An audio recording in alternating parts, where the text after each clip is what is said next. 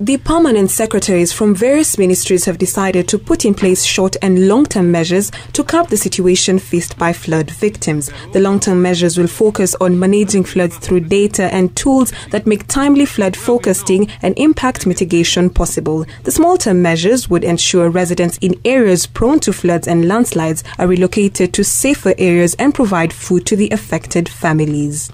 The announcement of these measures comes after Deputy President William Ruto held a crisis meeting at his home in Karen owing to the disaster that has been caused by floods. Environment PS Mohammed Ali has urged people living in areas prone to floods and landslides to heed government advice as they risk losing their lives. But even as they gather to come up with measures to curb the situation, it might be a little late as the country is in the middle of the perennial season.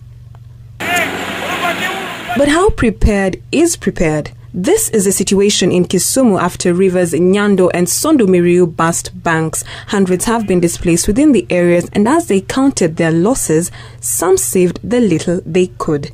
In Eldoret, the situation for passengers is no better owing to lack of transport due to floods, empty termini as passengers remain stranded due to a shortage of shuttles from Eldoret to Nakuru, some of them having arrived at the bus station as early as 6 a.m.